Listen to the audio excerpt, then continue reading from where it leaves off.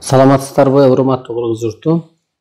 Бүгүн 2 январь 2021 жыл. Мен өткөндө 29 декабрда чыккан теледебатымда айта албай калган сөздөрүмдү да кичине толуктап коеюн дедим. Айтайын дегеним, ошол мен ордомон үйгө жеткиче бир 8 мүнөт убакыт кетет да. Жол ачык кесте. Ошо 8 мүнөттө 8 рекламный щит көрөм. Садыр президент служит будущему депчи. Анан ойлонууга туура келет. Баягы аламдан берилет, жаңылыкты көп көргүлө. Жаңылыкты көп көрсөңөр ошого карап сезимиңер иштейт депчи. Анткени мен жол таап берчү адам болгондон кийин бүгүнкү күнгө карап жаңылыкка карап анан жол табам да. Дүйнөдө деле, кыргын кырсыкка деле. Анан ойлондум, бул если Садыр не знает будущее, откуда он будет служить будущему депчи. Бул чындык, бул закон. Эми будущее жөнүндө айтып берейин. Экөөсү эле сөз. Адам жаралгандан бери алейге окшоп, отто ойлоп таптыбы, темирди ойлоп таптыбы, пайгамбарды орунбу, Ленинди орунбу, Манасты орунбу, бир доорлорду басып өтүп 21-кылымда ошо көп жылдык эволюция аталат экен ошонун баары. Мындай эволюция аталат экен. Эволюциялардын негизинде адамдын гени жетилди. Бош жаткан кара куш мээси ишке түштү дейт. Күн баш болот делген сөз. Эми адам гени жетилген бала деле, өспүрүм деле ата төрөп эне болгондой, азыр адам ааламдын, арбайдын, периштенин, инопланетанын ролун аткарбаса өлүп калат. Өсүп кутуласыңар дейт, өсүп кутуласыңар же өлүп кутуласыңар дейт. Муну билбейт да Садыр. Сооронбай муну билген эмес, ошон үчүн кетти да. Бул 21-кылымдын башында кыргыз элинин жан дүйнөсү ааламга жарактуу жөнөкөй болгондуктан, жана Манас деле ошо жердик илим эмес да, бул ааламдык илим. Ааламдан берилген ошону эле китепке түшүргөн. Ошол сыяктуу эле келечектин мыйзамын кыргыз элине берген. Ошондо мына ушундай берилет. Мына азыр дүйнө элинде азыр талапкерлер чыгып атат. Кыргызстанда мен кыйратам, планым бар, программам бар деп жок. Эч кимисин иштебейт. Себеби ааламдын программасы ушул болгондуктан, өйдө эле өстөгөндүктөн жердеги программа эч кимдике окшобой атат. Дүйнөдө тетирсинче өнүккөн мамлекеттин башчылары кырсыктап атат.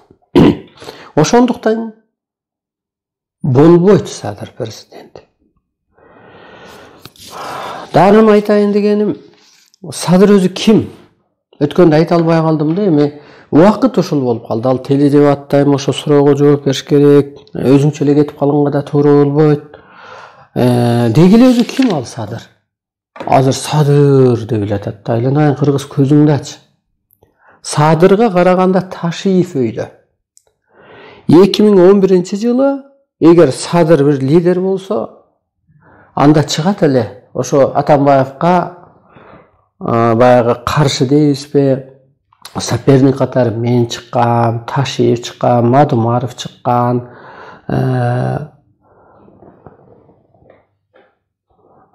Кубанычбек Исабеков чыккан.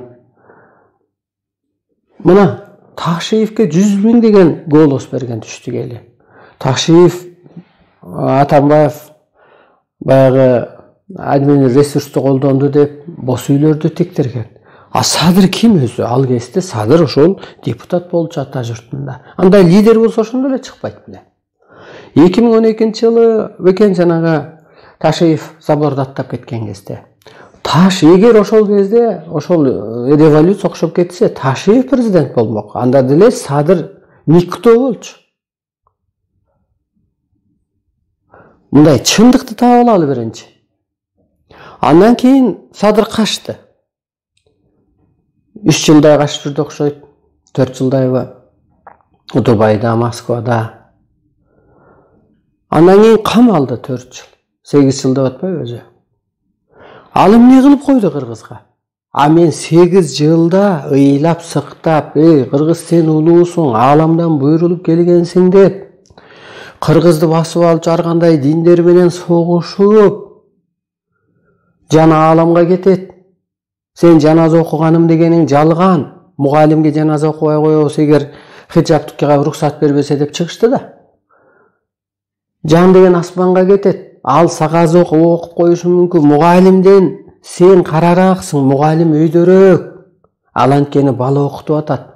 Ал ошо конунда курчкасын bir балага бере салат. Өз баласынан мунун бирөөлөрдүн баласын көмөйлөйт деп көп күрөштөрдү, чындыктарды ачып берип атып, кыргызды ойготуп койдум, өстүрүп койдум.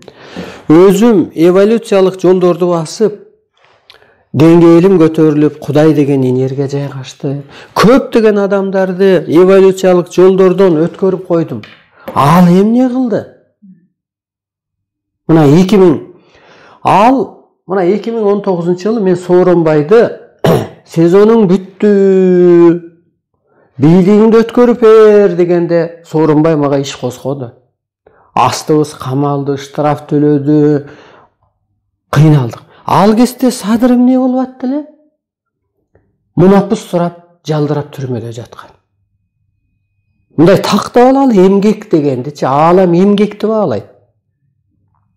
Бул мен факты менен айтып атам, мен ушак айткан жокмун. Мына 2019-жылкы октябрда чыккан революция. Садырды бошотсун деп чыккан эмес. Ага чейинки ошо мен чыктым 2019-октябрда. Жок, 2019-октябрда. Эмне болду? Андан кийин реакция деп чыкты. Райым Матраимов камалсын деп, жоопко тартылсын деп. Мына ошентип эл көтөрүлө баштады, ойгоно баштады. 2020-жылкы октябрда чыккан революция Садырды бошотсун деп чыккан эмес. Сооронбайга кетсин деп, Райым камалсын деп чыккан. Мейли Садыр 2012-ге чейин Акаев кесте депутат болуптур, Бакиев кесте комиссар коррупция болуптур. Ал коррупцияны баспай эле гүлдөп кеткен го. Мейли анда да эмгек кылып аптыр. Атамбаевдин убагында ата журт менен депутат болуптур. Эң кызыгы ошол деги эле башына жүн чыккандан бери депутат болуп келатат, саясатчы болуп келатат. Бийликтин 3 бутагын эмнегече билбейт экен. Ошол силердин көрсөтүп аткан саясатчыңар айланайын. Кыргыз. Көзүңдү ач, кыргыз. Аны мектептин баласы билет. Мейли аны башкадан билбесин. Анда эмнеге ал депутат болуп жүрдү? Анда эмнеге саясатчы болуп жүрдү?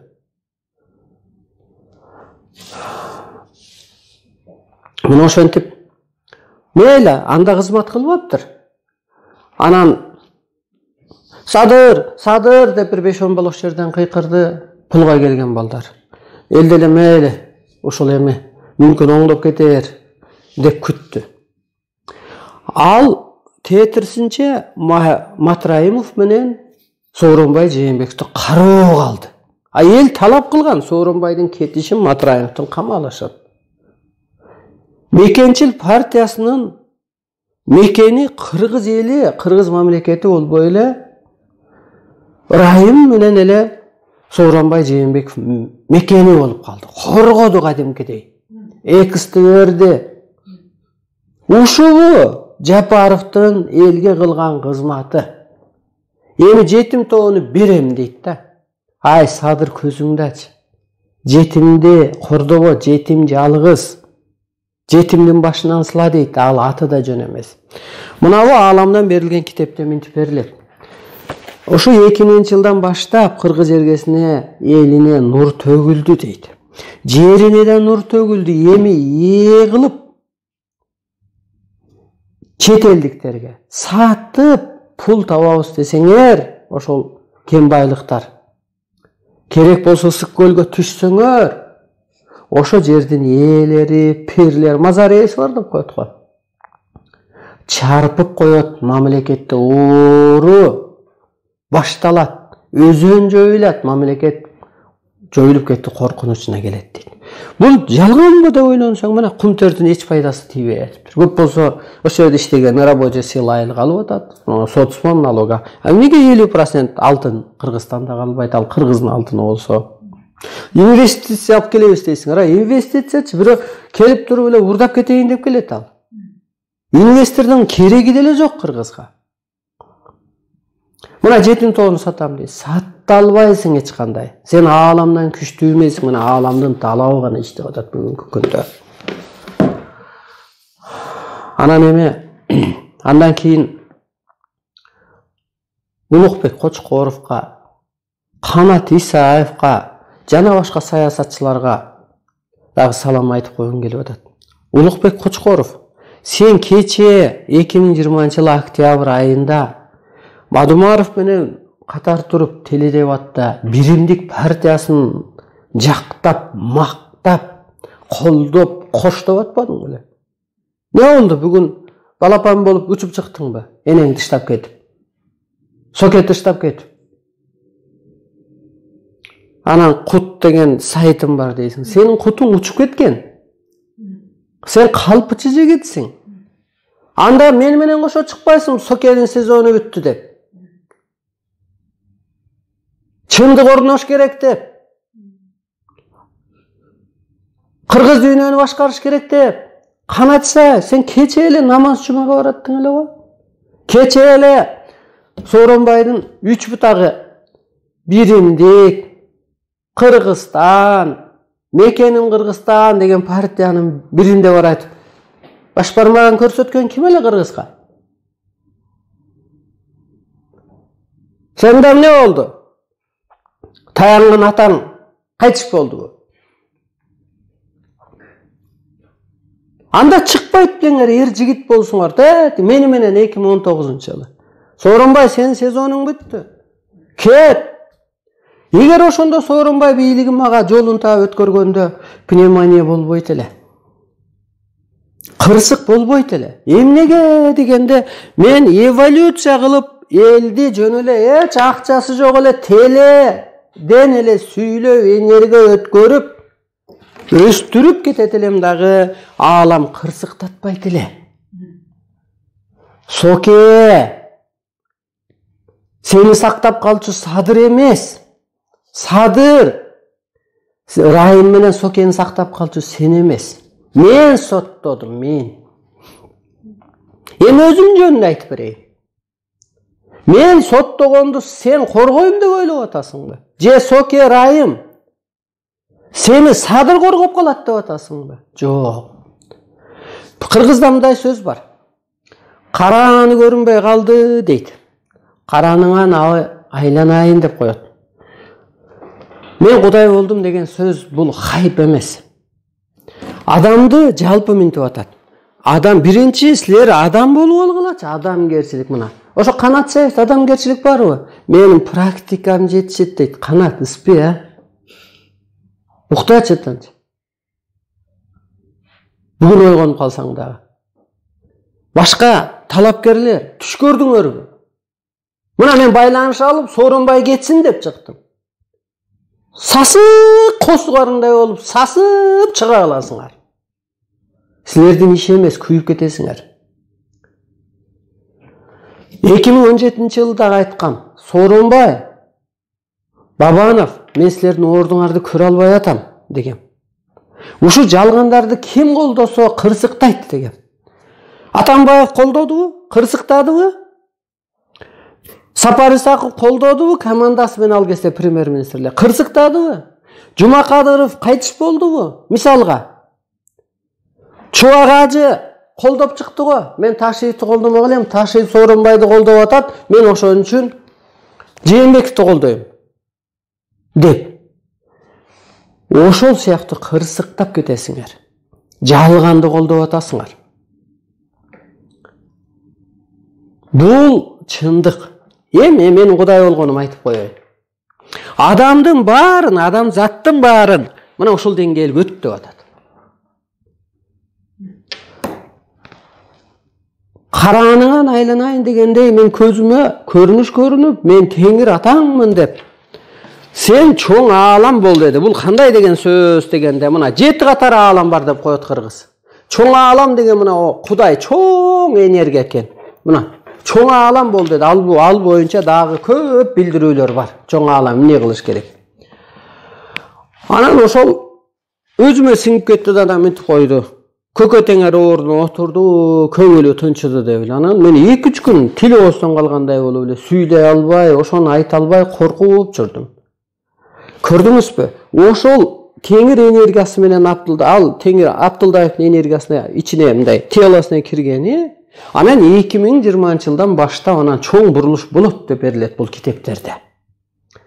Ошон үчүн силердин энергияңар жок. Энергия дегенди мындай түшүндүрүп коеюн. Мына ошол караан болуп кирип кетти.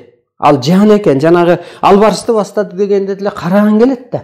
Ал алып баскан болот, бир энергия жайгашкан болот. Буга бир эки далил келтирип кетейин. Ыраазымын мен ошо Алай элине, Алай дагы ошол жөн жер эмес Аксы элине ыраазымын. Жөн жер эмес экен. Алайдан Зүлфия Мамрасул деген чыккан 97-жылдары көзүн адам ата көрүнүп. Анан ошо Зүлфияга мындай деп атат. Адам ата көзүмө көрүндү дейт. Ба көрүнүш катары. Силер көрбөйсүңөр, ошон үчүн силерге жомок деген. Кара адамга көрүнүш көрүнбөйт. Ошону эсиңерден чыгарбагыла. Ак адамга көрүнөт. Ал ак да, ал ак. Анан адам ата көрүнөт дагы, анан айтат. Бул 3 периштени сага жайгашат. Сен адамзат үчүн аян жазасың. Ошондо эле айтат. Сен жазып гана коесуң, муну дүйнөгө алып чыкчы, дүйнөнү башкаруучу адамды башка жакта даярдап атабыз деп. Анан кийин ал Баяман Эркинбаевтар чыгышат, ушу окшойт кыргыз деп калды деп. Анан мен барып калам, анан ошо кезде эле анан Арстан Алайдын астына Путин жүгүнүп келип атат, баш бармагы жыртык экен, дешип анан ошо Кудай Керимди аныктайт. Эми ошол кезге ошол аялга жанагы караан дегендей периштенин карааны жайгашкандай анан жазып калат. Энергия деген ушул. А сен кара болсоң, жаман сөз сүйлөсөң, пендечиликти кылсаң, жеке кызыкчылыгың болсо, ичиңдеги периште баары качып кетет. А бул аалам үчүн, чындык үчүн гана кылган кызмат кылган адамга гана бул жайгашат, түбөлүк жайгашат. Ошондо ал адам жашарат, нурданат, жана өлбөстүк болот десем таң калып атпайсыңарбы? Ал таң калыштуу эмес. Ал энергия жайгашкан, эртең кайра 5 жылдан же 10 жылдан Кудай кетип калбайт да. А мен мына ошол кийгенден бери тамак ичпейм.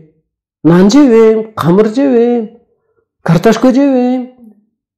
Бул эми чындык жашоо дешет. Нурданып атам, агарып атам мен. Көрдүңүзбү? Жашарса болот экен. Ошол сымал мына периште кийгени Зүлфия жазып калды. Дагы бир ошо мисал келтирейин. Аксыдан Эргешбай Ажыбаев деген аксакал бар. Ошо кишини Чештөбөгө алып бардым. Ада аалам менен байланышат. Анан өз көзүм менен көрдүм. Барды ошо Чештөбөдө, Чештөбө ушул жерге келем, бул жерге деп эле кулап калды. Кармагыча эле кулап калды баягы. Обморок кетти дегенде. Анан дем алып жатып 5 мүнөттөн түрдө жазып калды. Ошо жердин энергиясы жана карааны касиети ошол кишини кие калат экен жазат экен. Ошол сыяктуу мени да Кудай энергиясы кийген. Айланайын урматтуулуу журтум. Арсыналайын Кудай эмес, анан бизде эле адам. Сен эмнени көрөсүң, эмнени билесиң? Же аламда маалыматың болбосо, же аң сезимиң өйдө болбосо, кимиң болсоң дагы. Мен Кудаймын деген, Арсылайдын Кудайымын деген жакпайт дейт көп адам. Жакпаса жакпасын, мен Сооронбайды кет дедимби, талабым аткарбайбы, Кудай катары мен шыпырып кое берем. Дүйнө жактырбайбы? Менин талабымды Америка аткарбадыбы? Табиатты кароого ал десем. Орус эли адамзатты кароо болбосун. Мен талкалап кете берем, мен кызматымды аткара берем. Сооронбайдын сезону бүтөт, өзүң президент болосуң да дейт 2018-жыл. 2 жылдан кийин дейби, же 2020 дейби. Анан мен айтып атам, ага чейин эл чыдабай калат го. Чын эле эл чыдабай калдыбы кайнап? Сооронбай кеттиби? Анан ааламдык мыйзам кетирип, аны кетирип эле анан дабир андан өткөн дабир дөп өрөстөп келип койбойт. Ушуну эсиңерден чыгарбагыла. Анда тура бербейт беле. Жапаровдон Сооронбай Жээнбеков ал камалган эмес. Ал жуликтерди түрмөдөн чыгарган эмес. Ал баш мыйзамды өзгөрткөн эмес. Ал жер жетим тоону саткан эмес. Анда ал тура бербейт беле ага караганда. Ошон үчүн болбойт Садыр Жапаров деп айтып атканым ошол. Ааламдык мыйзамды билбесе, ак болбосо, камалып жаткан адамда, кысылган адамда кайсы энергия болот? Мозгусу катып калат. Кысылуу болот да, нервиштетет, дем отса да болот. Жапаровго караганда Бабанов оңураак, галстукка муунбайт ал. Ал байыраак, агыраак. Ошондуктан капа болбой айланайын Садыр. Мен сен ошо президент болом дегенде мен мындай Кудай катары да көп ойлоном. Мен жөн тарак деп айтып койбойм. Анткени окшобойт да ал. Сот деле өзүнүн решениясын аябай далилдерге карап, элдин сөзүн угуп, көкүрөгүнө карап, анан решение чыгаргандай мен да решениени ошентип чыгарам. Сенин документиңди ааламга жөнөтүп көрдүм, мен да адашып калбайын десем, жараксыз деп койду. Испорчен дейт. Же историяң испорченбу, же өзүң испорченбу? Испорчен деп койду. Ошон үчүн сен жарабайсың. Бул чындык. Эми мынтип атат мына. Теледебатта экономиканы кантип көтөрөбүз, коррупцияны кантип жоебуз дейт. Урматтуу улуу журтум, эки нерсени айтып коеюн. Экономиканычы ошо жерге элдин башына пенде барбаса эле жоюлат. Кул сезимдеги адамдар барып алган. Топтолгон экономиканы ал уурдап алды. Бакиев канча акча менен кетти? Миллиарддаган долларды алып кетти. 3 4 5 6.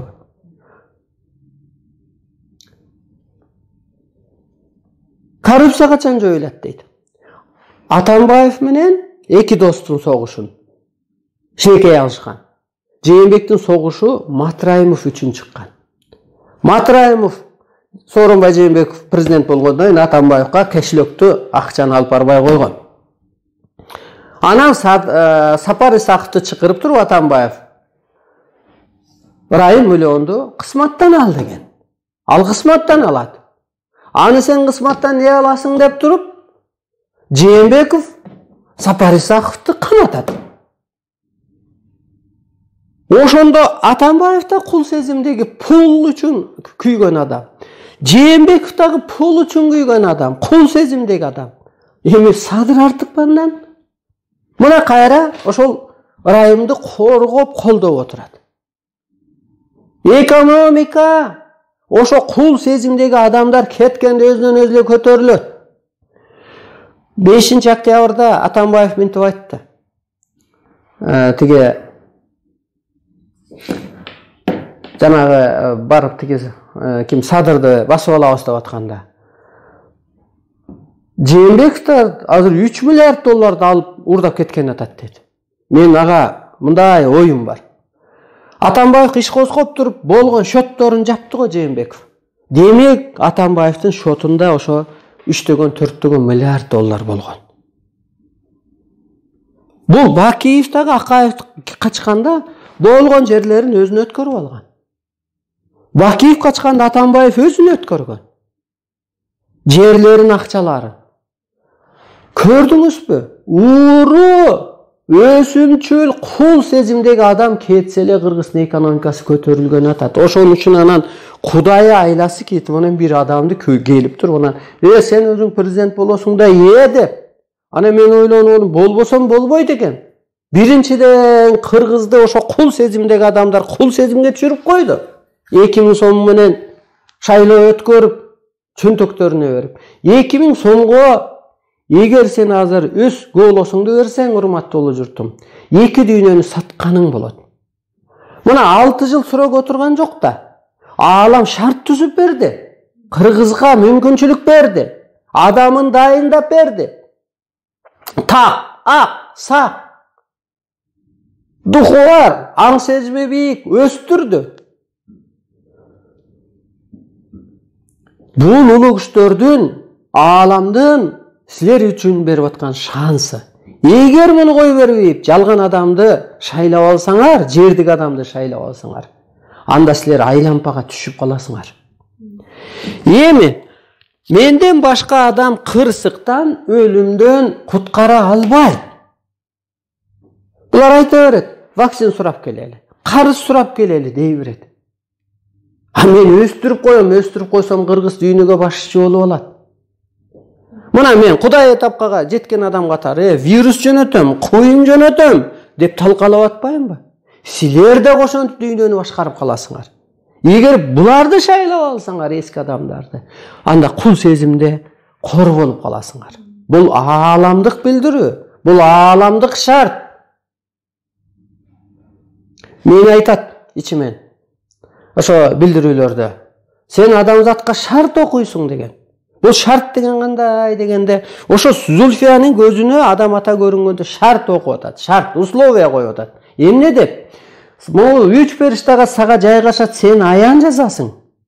Сен жазып гана коесуң, муну адамзатка алып чыкчу, дүйнөнү бириктирүүчү, адамзатты жетекчүдө адамды биз башка жакта даярдап атабыз.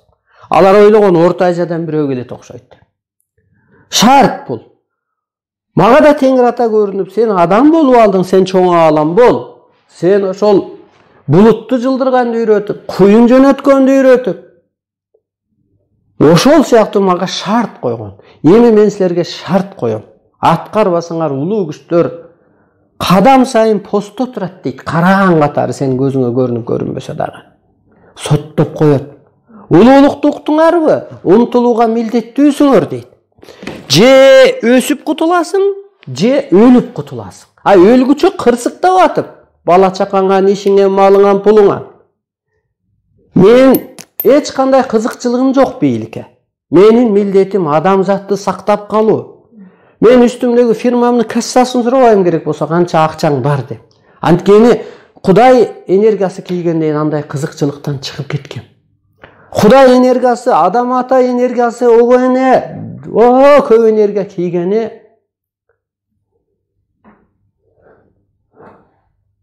Ошо энергия кийген үчүн мен жалган сүйлөбөйм да.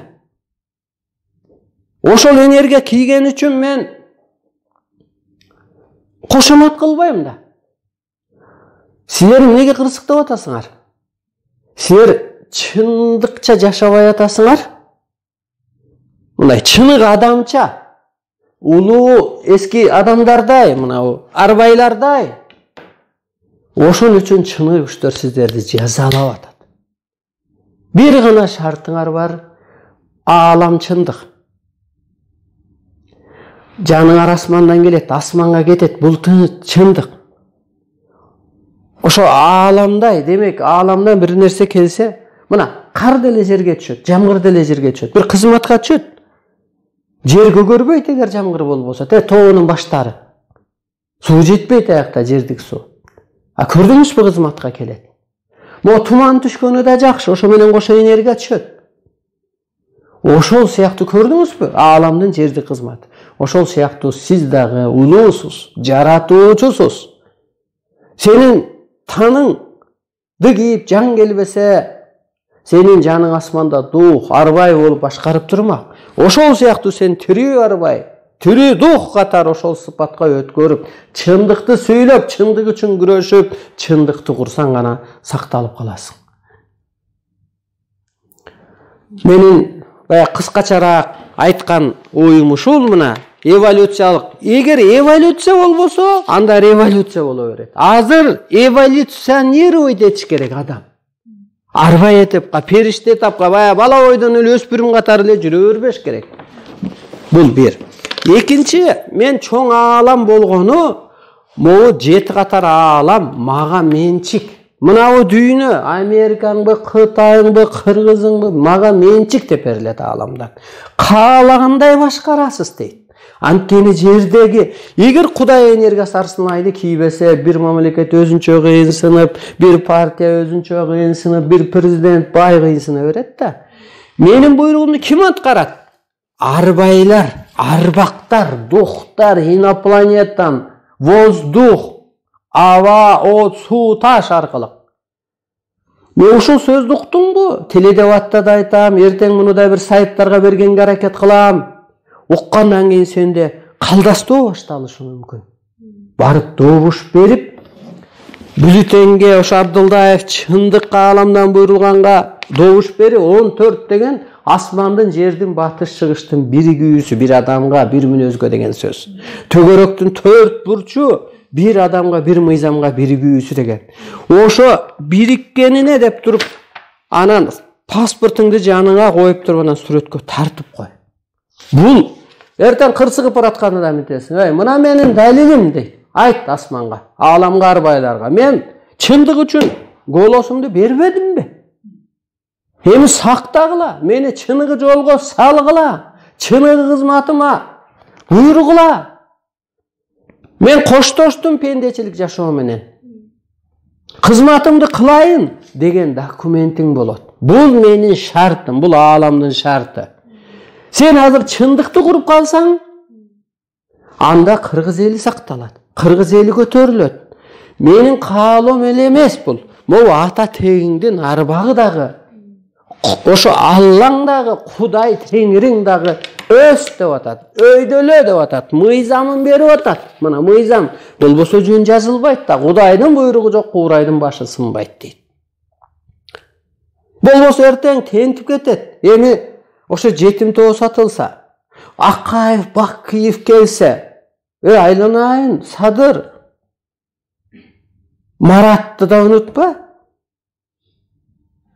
Максимди да унутпа, Татьяна, Чөтөні да унутпа. Көрдүңүзбү, эмне деген бардак болуп кетти. Беззаконие болуп кетти Кыргызстанда. Акаев, Атамбаев урдадыбы? Жетим тоону сатып каражат табам дейт. Жетим тоону сатып каражат таппа.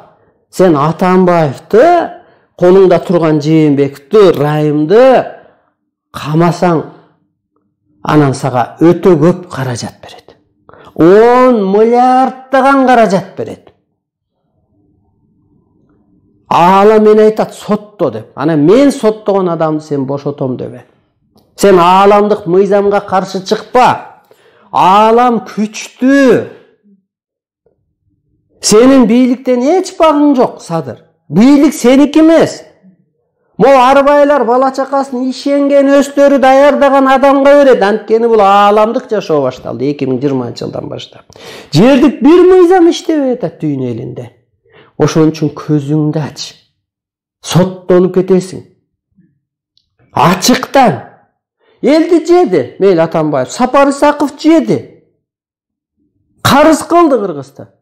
Анан бир адам келип мен кечирим берип коём да.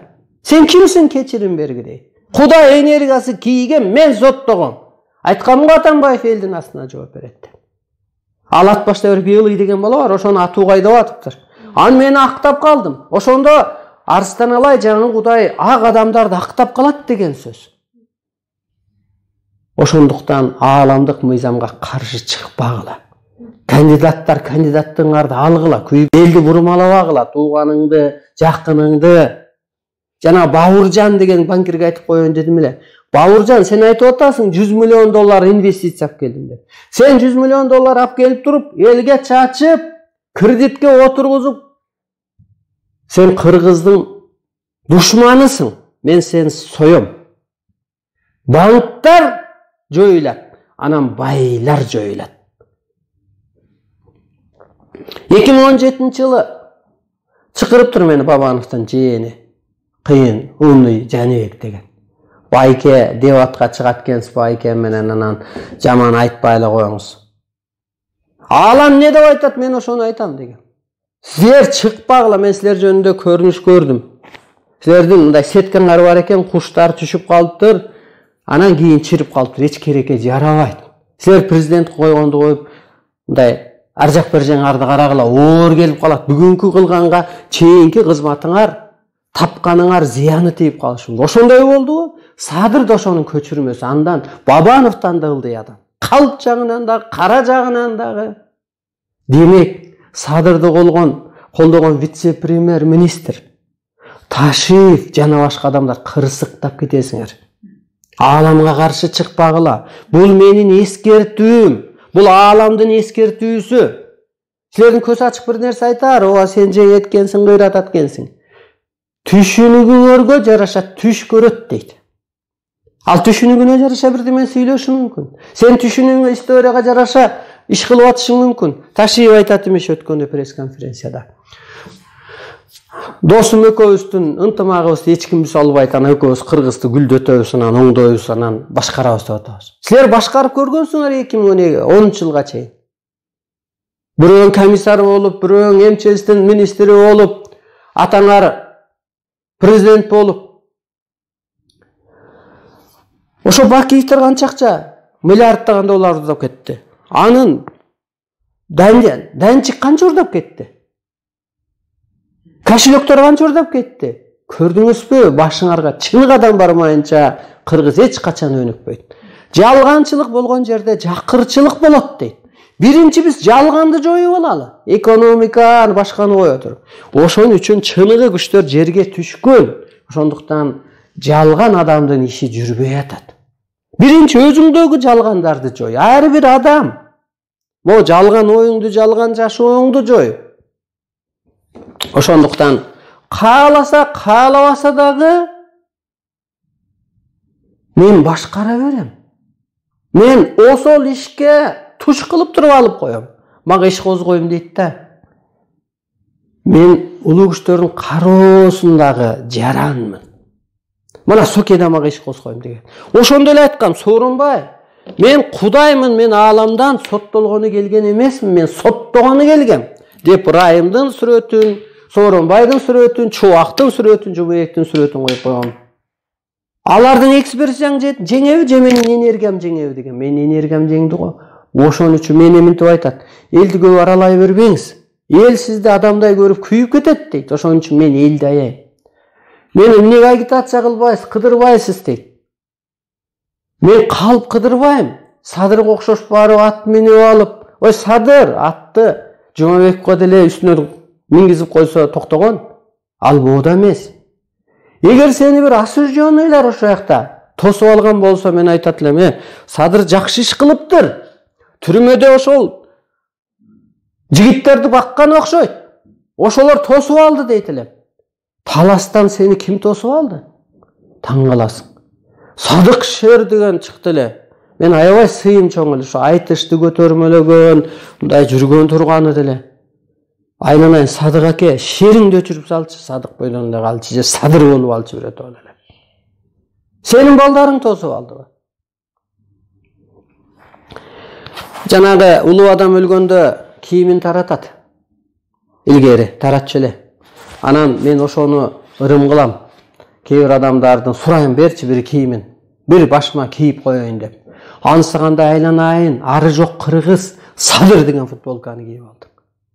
Садыр сенин пириңби? Эртең Садырга окшоп калсаңчы, тагдырың алдамчы, калпычы, кара, камалган.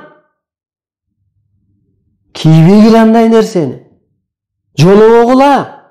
Биз бала кезде энелерибиз айтчу, түрмөдөн келген баландарга кошулбагыла.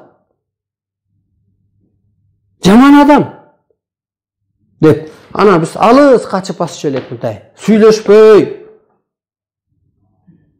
Ал жолдон чыккан адам деп. Кийип ал ошо футболканы. Футболист дегенге футболкасын сатып алат аукционго. Ал чемпион. Ал мамлекеттин баркын чыгарган. Айланайын кыргыз, кайда түштүң? Ошон үчүн анан Кудай энергиясы кийип анан чындыкты көзүнө. Мен сүйлөгөн жок, мен ичимдеги күч сүйлөйт. Менин оозум жөн эле аткаруучу. Менин духум жөн эле аткаруучу. Ошон үчүн анан Арстан Алайдын ою, сөзү, көзү закон болду деген ошол. Райым боюнча айтып коеюн. Ноябрь айында, ошо 2020-жылы, Райымдын бир баласы менен кызы мага келип алды. Бир 25 жаштардагы кызы бар экен. Андан кичүүрөөк бир 20-бы, 22-би билбейм, андай бала чагасы бар. Ал эмне деген сөз дегенде, энергиясы өтүп кетти деген сөз. Аны да биз айтып койдук элеми? Жан Кудай энергиясын алып койду деп. Андан кийин эле жанагы Американын посольствосы күчтөп чыкты. Санкция салды. Ана муну айткыла, азыркы бийлик Райымды колдобой атабыз деп. Руслан Казакбаев эмне деп чыкты Американын посольу сүйлөгөндө? Райым менен онун талабын талашып чыкты.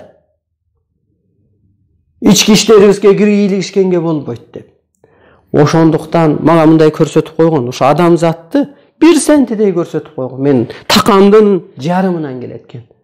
Ошондуктан силердин аң сезимиңер, энергияңар ушунчалык ылдый.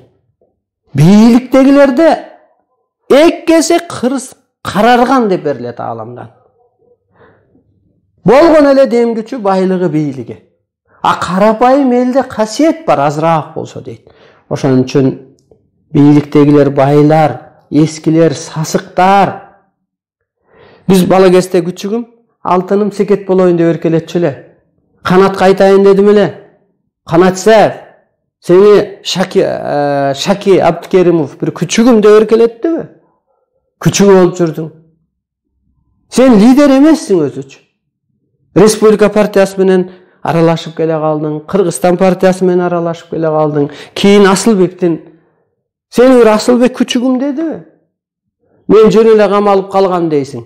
Сен бийликти басып алайын дегенде Атамбаев камаган, ярый балдарга акча таратып баштаганда.